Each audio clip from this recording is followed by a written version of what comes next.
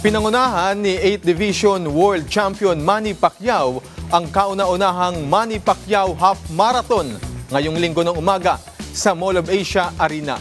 Si Bernadette Tinoy sa sentro ng balita. May boxing ring at may punching bag. Aakalain mong isang boxing match ang inaabangan ng mga tao, tampok ang nag-iisang 8th Division World Champion na si Manny "Pacman" Pacquiao. Ngunit hindi pakikipagsuntukan ang layo ni Pacquiao sa programa ngayong umaga ng linggo, September 29, kundi ang pagtakbo sa kahabaan ng Mall of Asia Arena na may pamagat na Manny Pacquiao Half Marathon Greatest of All Time.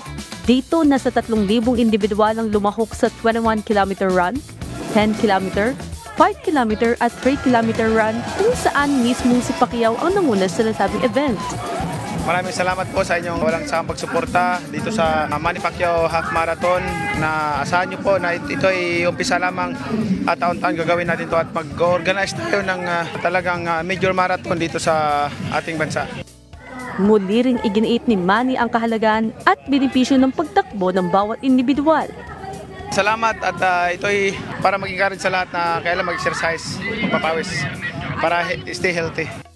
Isa naman sa maagang nag-ensayo at sumalang sa 21-kilometer event, ang 41-year-old na si Ferdinand Nito na mula sa Makati City. Nagtatrabaho si Ferdinand sa bangko, kaya naman iginiit niya ang tulong na hatid ng pagtakbo sa kanyang kalusugan at ang pagkakaroon ng work-life balance. Mahalaga kasi pag nasa work ka, wala kang exercise eh. Usually pag weekend lang, minsan ano pa yung oras natin sa family eh.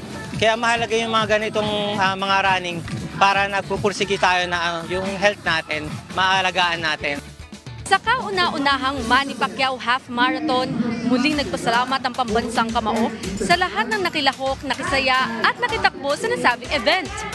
Bernadette Tinoy para sa Pambansan TV sa Bagong Pilipinas.